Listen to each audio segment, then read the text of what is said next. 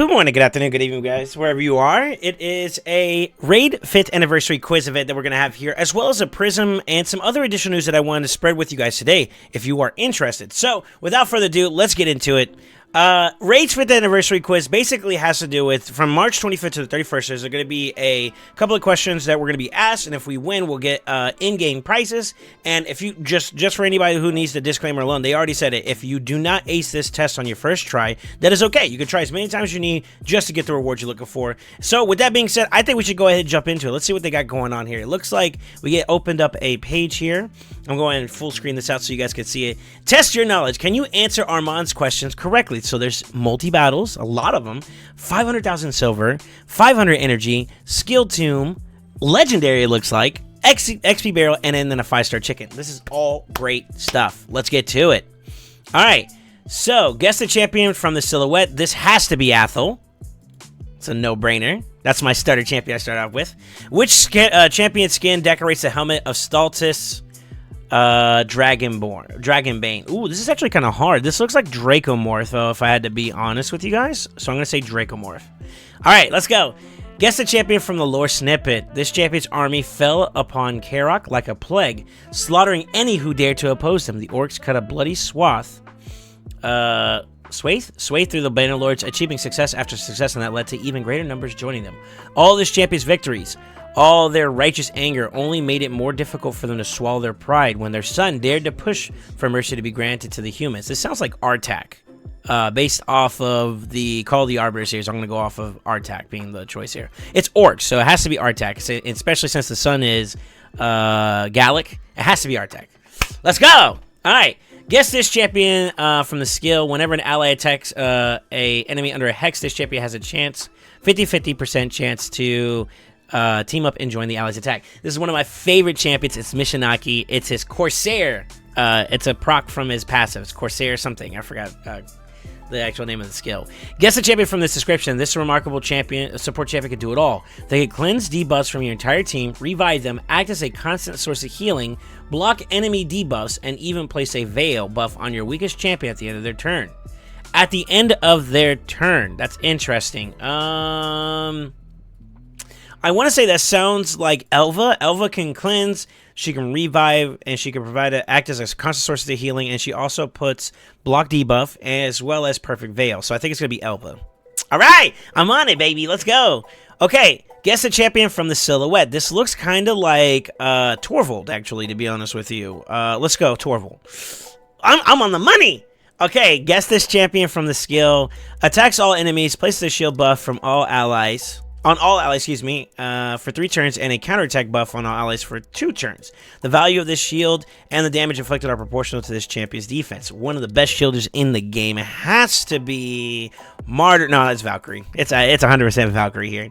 Come on now. It's too easy. Let me see here. To receive your in-game reward, please enter your raid player ID.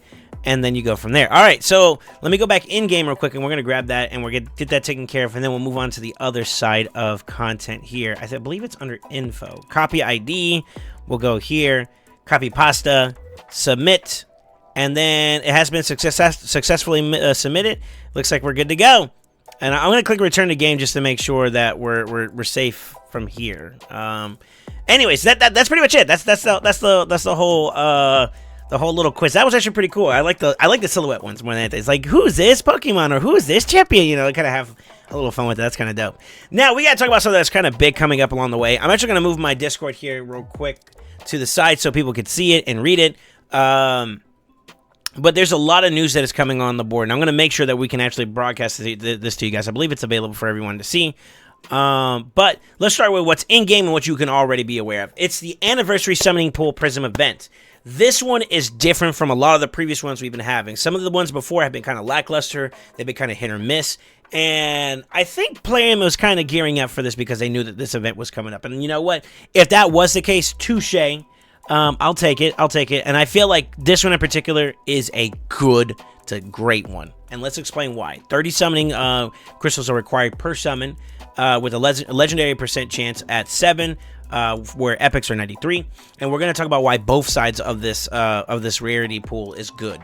So Legendaries wise, there are bangers after bangers after bangers that are in this list. As of right now, I see a lot of great ones, and if we're being really, really pessimistic, I see maybe 3 that are like not that desirable, and the rest are all really great.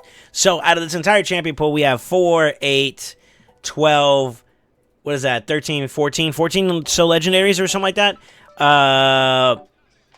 I think that's pretty good that the only 3 are not as high desirable as I would say. Now, let's break it down. You got Korgar, who's ally protector. He has cleansing. He's really great for Ogrins if you're looking to survive in that fight.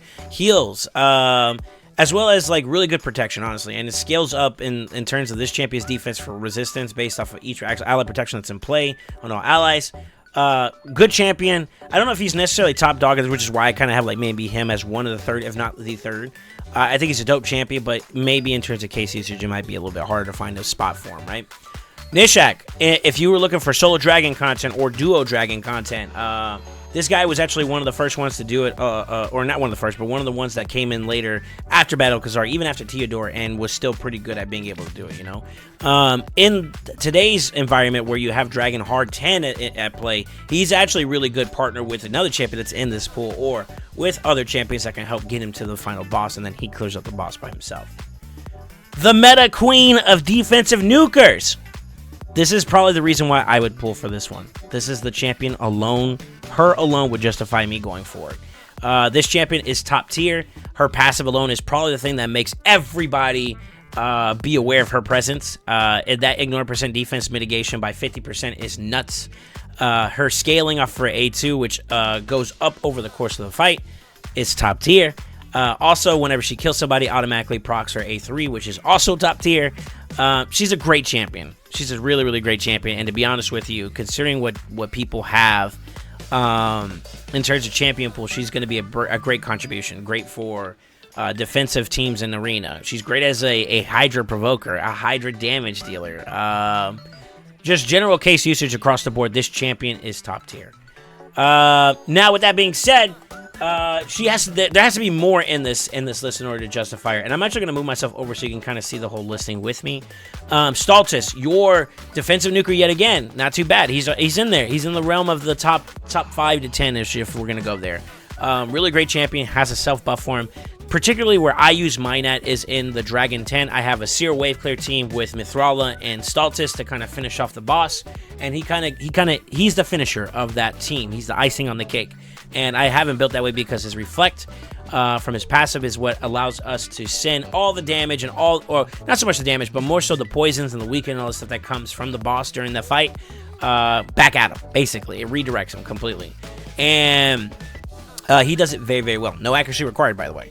Battle Khazar, just like Nishak, is a great champion to be able to throw down in that same department of being able to put poisons. He's a cleanser, actually, too, as well. You actually see him in some Trunda Cheese comps because he's an enabler for damage with more poisons in place. So, another great opportunity for a champion to see some light in some key areas that I know of. Faction Wars, even Sin City, you can see a lot of value in this champion. So, and that goes without saying across the board for all of these legendaries in terms of Sin City. Sin City changed the game when it came to the value of a champion and how well they could be used. So, Elva, with that being said, is top tier in my opinion. She's not the very, very best, but she's super close to it. If S tier is the top inside, at worst she's an A tier. Or at worst she's a top B tier. More so around lines, I think she's a solid A tier. Support, her A1 gives continuous heals. She also gives Veil to the lowest champion, the lowest HP, which means that you trying to secure the kill on something you didn't fully kill becomes a lot harder unless you're AoEing, and even then she's under Veil, so she takes mitigated damage.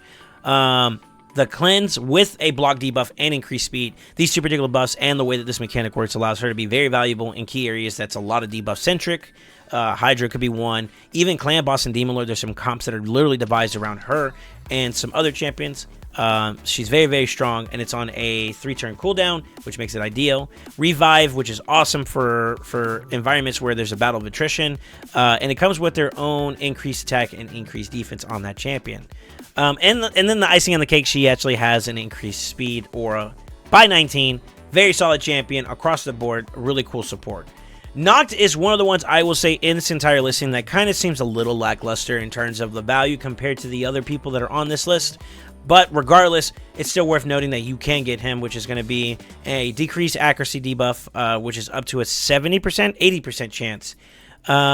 With a poison that is pretty much... let's see. Let's read this along here. Places 2 additional 5 poison debuffs for whenever a sleep debuff is placed by the champion. Okay, so it's whenever it's placed or placed by the skill is removed or disappears after taking an enemy after an enemy takes damage. So basically...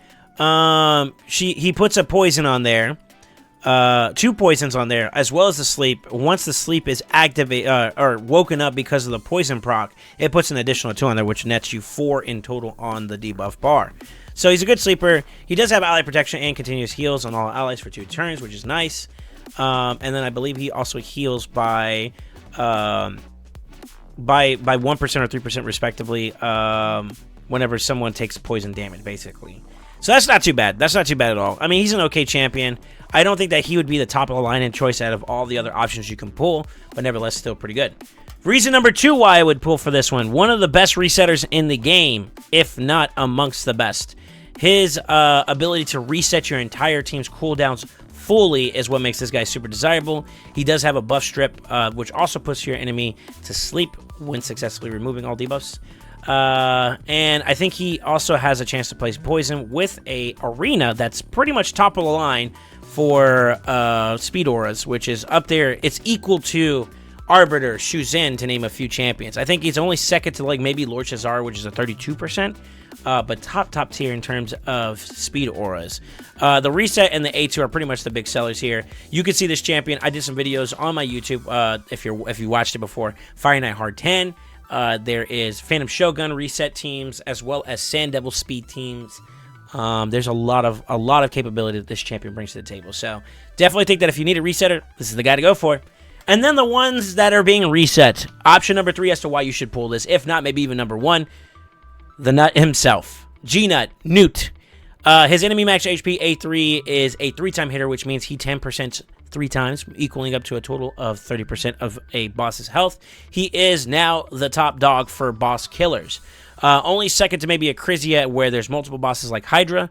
I think he's really, really strong. He comes with an AoE decreased attack weekend with a counterattack on himself. And then an A1, this is the reason why he's relevant in Fire Knight. His ability to not only reduce turn meter on the normal side, but on the hard side where turn meter reduction is he's immune to, the Fire Knight, he freezes instead, which is how you get your turn meter reduction for hard version. And his is probably the best on an A1. I think the only next ones up to him would be like Kryodin, maybe Yakarl, or who's another one? Neldor, for example, are some champions that have some pretty strong A1s.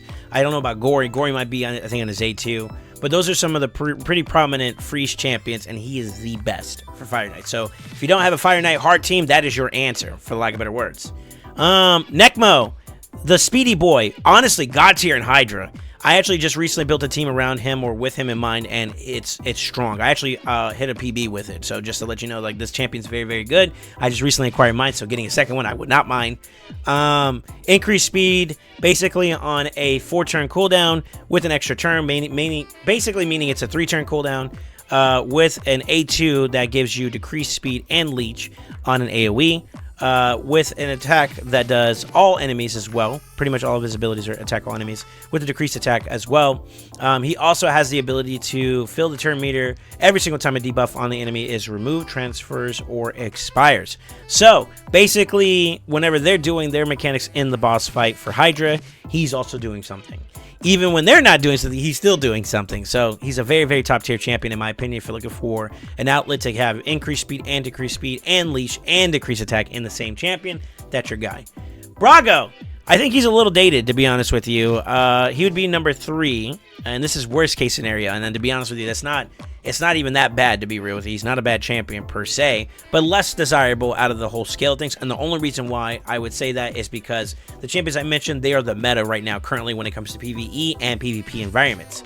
Now, with that being said, this champion shines where his passive comes to light, which is basically whatever his total defense is, you take 10% of that and splash it to everybody else, and they also have that now on top of their own defense. So his passive just injects comps like Valkyrie, who her shield is designed around defensive scaling, adds a 10% of his total defense to that in play as well, with a pretty hefty Doom Tower defense one. He also has a Provoke, which is not too bad. It is on a 3-turn cooldown for a 1-turn duration. Decreased attack is also in play. And then that only happens if he has increased defense, which he can provide himself, as well as his allies. He also has a chance to stun, which is not as valuable in anything less than wave content. But still, nevertheless, if you're looking for something to help you get over those waves, that's a great champion to use. And then, of course, he has the chance of decreasing the duration of buffs on an enemy that he hits, one single enemy, by 20%, which is booked up to a 30%. Okay, champion in terms of like the value of what this entire pool is, but nevertheless, his passive is top tier. Theodore, one of the guys that allowed me to do so much in this game. He is probably by far the fastest speedrunner for comps that are having to do with poison activation, HP burn activation, believe it or not, as well as like solo or duo teams for dragons, and before that on the normal side for Ice Golem, because Ice Golem was not immune to poisons like he is now in his hard counterpart. This champion can do that. He has increased speed, decreased speed, as well as poisons and poison sensitivity, with the ability to activate those, as well as HP burns that are on the champion, which puts a weaken on them. He also has a resistance increase for each poison that is on the team, with an accuracy bonus that's also provided to him from his aura. This champion is a top dog for speed comps.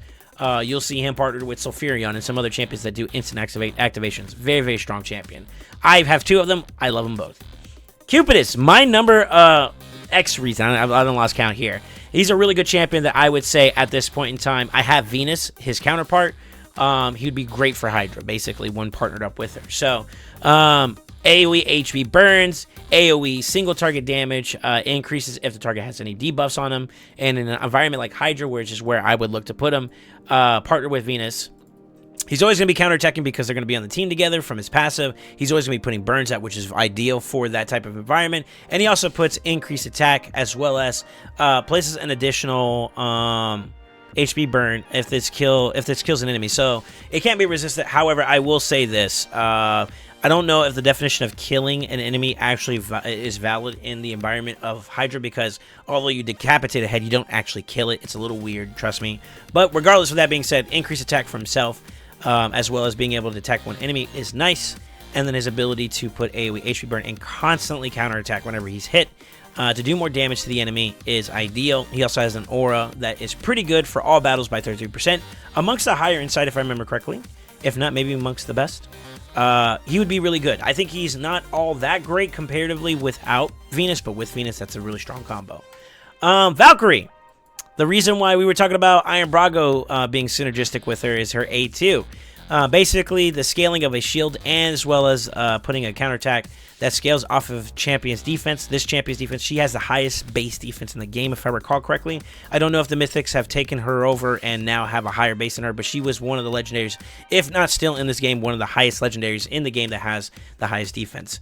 Really, really strong. Has the ability to decrease turn meter by 10% on each hit if the target has any buffs, as well as whenever the champions that you're going against or the bosses you're going against get a buff or have some type of turn meter boosting, she decreases that and boosts herself instead.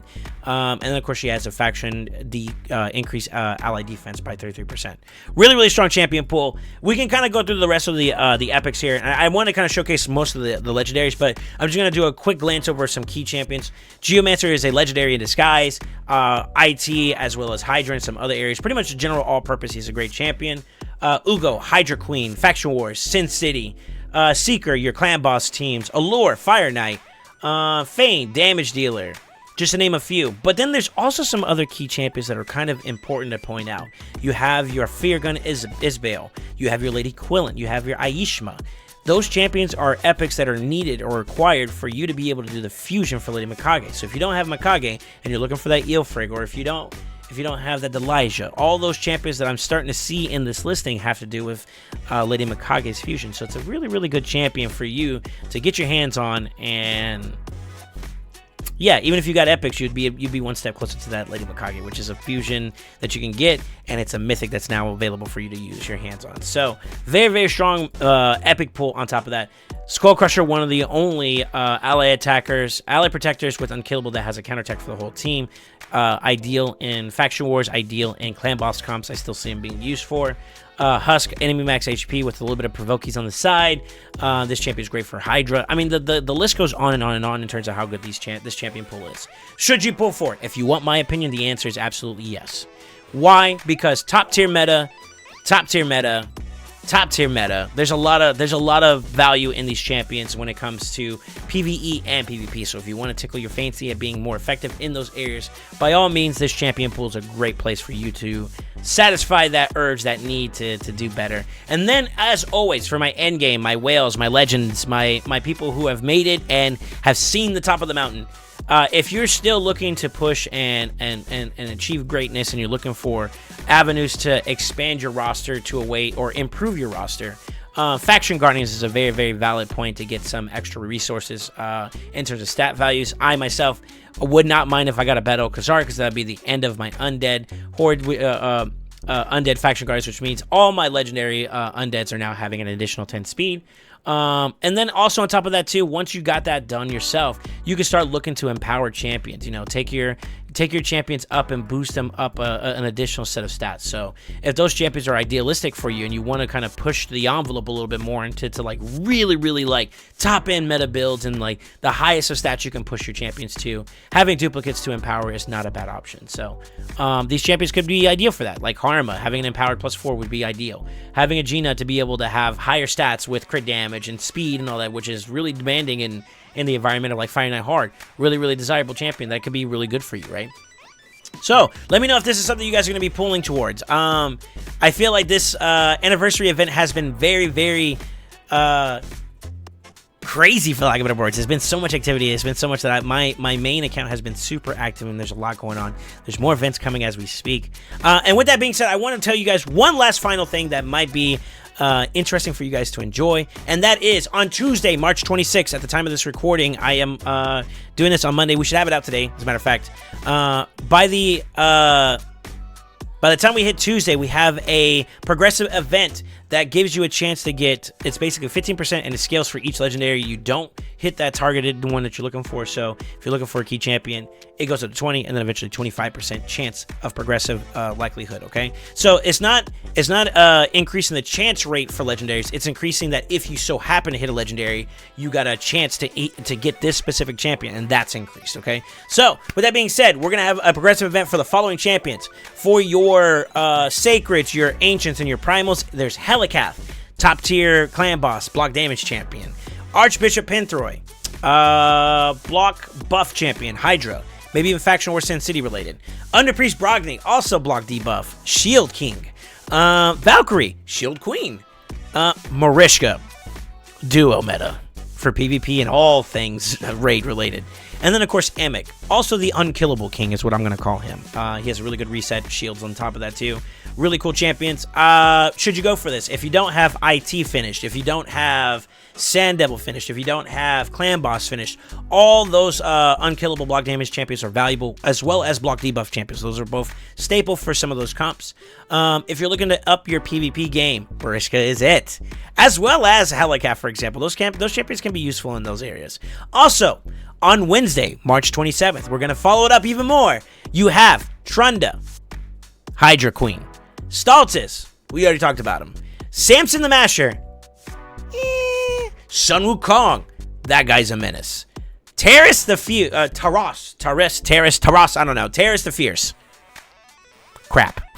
That champion is top tier. He's probably amongst the best, if not the best, HP nuker in the game. And then, of course, they ended off with Tunisia, who's going to be your champion of choice for Voids, if you wanted to. I think, basically, these next two events, it's going to scream the duo. The Ukrainian duo are going to be up for grabs at an increased rate. This is the time, if any, that you go ham for it.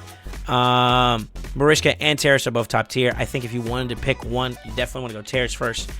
He does a lot, but Marishka really does enable him. And believe it or not, I've piloted this duo before, and Taras is the output. Marishka is the pilot of the output. So your ability to be able to do that fight with those two in mind very well is going to be based on how you use her, but his damage is what really sings the true story, you know what I mean? So those are some really cool champions that you're going to be able to get your hands on going into this next week. I hope you guys all enjoyed this video. If you haven't already, consider following me or subscribing to me on YouTube. Feel free to do it. We are, I believe, at the time of this recording, 25 away from the big 1K. It would mean a lot to me if you could support me in this endeavor to hit that big 1,000 subscriber goal. And with that being said, let me know, are you guys going to participate in any of these events? Are you going to jump into this anniversary summoning pool? Are you going to throw down on the progressive events that are coming up down the road? Are you going to enjoy a lot of the festivities we got? How did you score on your first try on your anniversary quiz? I got 100 out of 100 because I'm a big brain. But let me know, how did you do? I'm curious to see how you guys perform. And with that being said, don't forget to like, comment, subscribe, and always, always remember, stay ascended.